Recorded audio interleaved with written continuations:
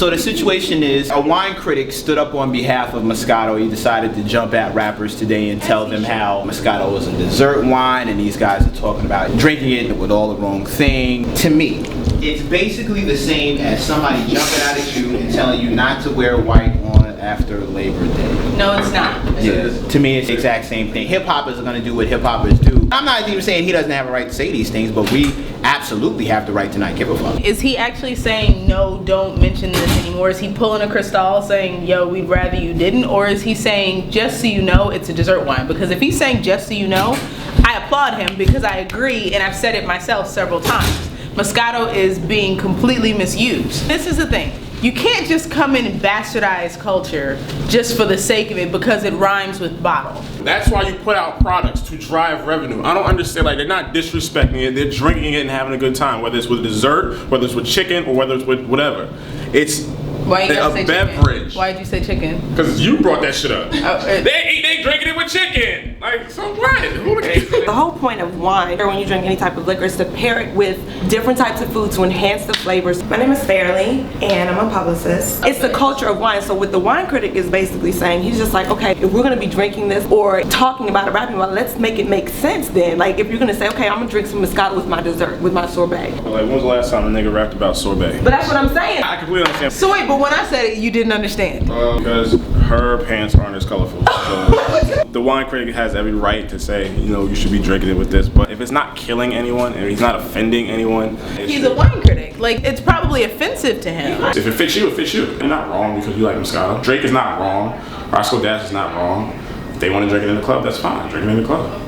As far as like bastardizing the culture, that's real shit. Because I hate it when people come into hip hop and do the exact same shit. That pisses me off. I get angry when people step in and make songs like I'm on a boat and people take that shit seriously. Like, that's really what hip hop is. When Drake said it, he didn't say eating chicken and drinking Moscato just because everybody else is doing that. One of the lines that the critic actually quoted was from Trey Songz. It's like, lobster and shrimp.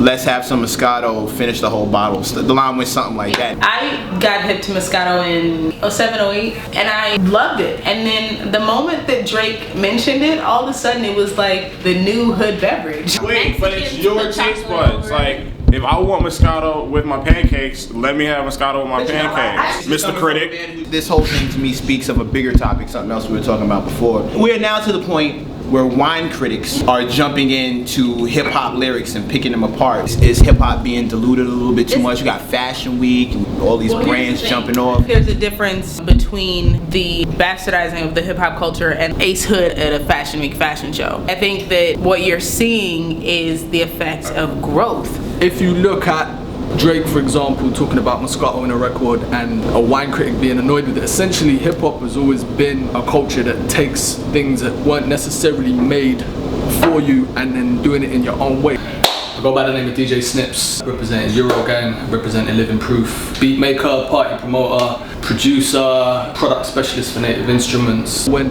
Ralph Lauren designed clothes, he was designing them for people to go and play polo in. Now, Ralph Lauren has realized that he's made so much money off of hip hop that now he designs clothes that essentially he designs them for the hip hop audience. So in the same way that fashion brands have done it, if somebody likes the taste of wine, like you said with your pancakes, I wouldn't be surprised if the owner or the wine critics or whatever actually realize there's more money in this, so cool, we'll market it to you to have with your pancakes if that's what you like, because that's what they're gonna profit off it. Now that's the realest shit today, because nobody back in the days looked at a set of turntables and thought that DJ Scratch would be doing what he does on them now.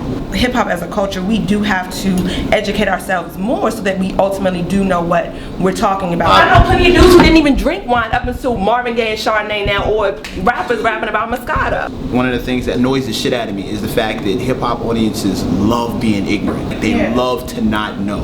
Hip hop's use of Moscato, it does come off a little ignorant. I definitely suggest that people look further into whatever it is that's becoming the trend that their favorite rapper is singing about. So I'm Dominican, everybody knows, and people in my family, they either own, you know, a bodega or a liquor store. So they have a liquor store, and before, my uncle said they didn't even have to order Moscato. Now, people come in there and they ask for it. They don't even know if it's a beer or a vodka. They just want to know what Moscato is and they want to buy it without even knowing.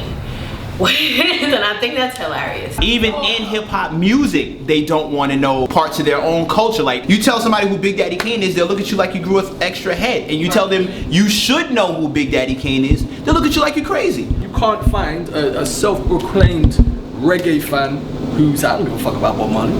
They sun us in that aspect. Like other genres of music, they don't only know the lead singer, they know the band, they know the drummer, they know the bass player, they know what year they switched bass players, who the new bass player was. That speaks a lot to culturally where we are. What about soul music? Soul music tends to have a different demographic when it comes to age, and also a different demographic when it comes to socioeconomic class. So that's completely different. I don't think it's a cultural aspect. I think it's an age generation aspect that we're dealing with. That's the thing.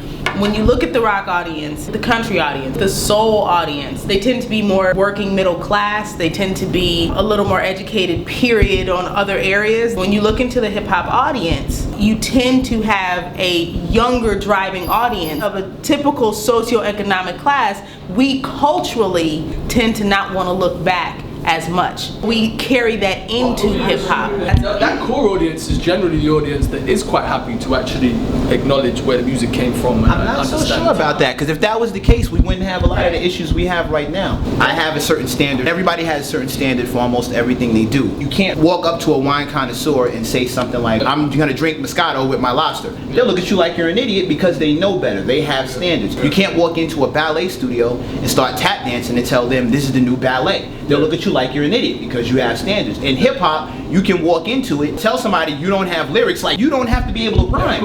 And people will look at you and be like, well, don't hate on him, let him do his thing.